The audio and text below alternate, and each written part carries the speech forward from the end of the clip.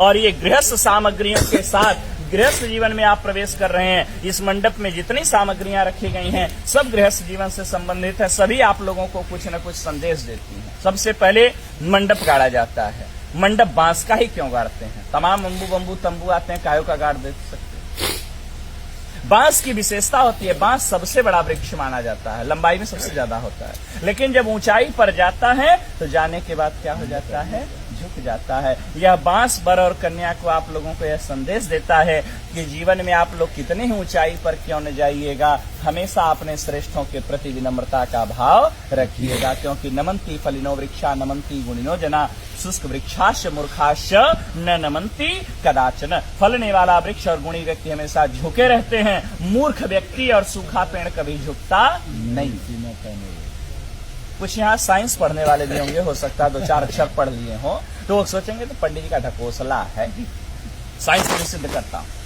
ये मंडप जो हरे बांस का गाड़ते हैं, हरा बांस जो होता है विद्युत का सुचालक होता है।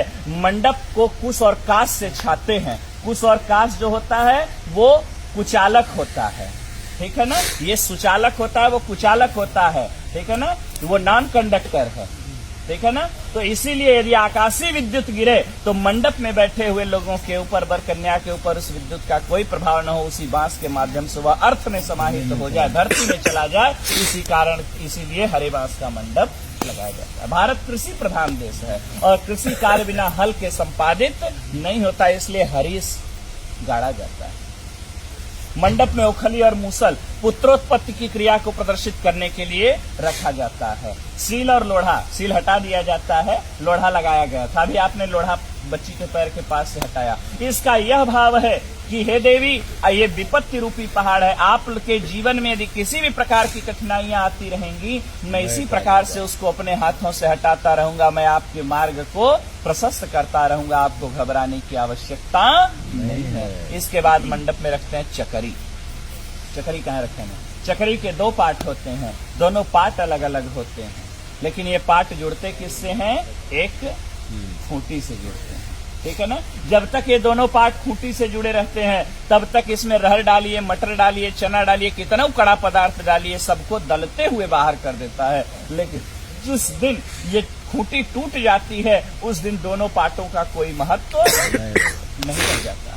यह वर और कन्या भी चकरी के 2 पार्ट के समान है और ये वर और कन्या जो आज पति पत्नी के रूप में परिणत होने जा रहे हैं, पति पत्नी का रिश्ता जो होता है एक विश्वास का रिश्ता होता है। जब तक विश्वास है तब तक पति पत्नी का जीवन बड़ा सुंदर होता है, कितना अभाव रहे, कितना प्रभाव रहे। लेकिन जिस दिन विश्वास रूपी खूंटी पति पत्नी के बीच से टूट जाती है उसी दिन से वर और कन्या अर्थात पति और पत्नी का जीवन नारकीय हो जाता।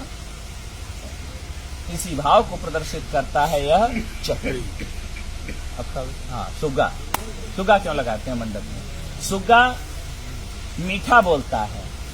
बोले महाराज सुग्गा से भी मीठा तो कोयल बोलती है, कोयल लगा देना चाहिए था।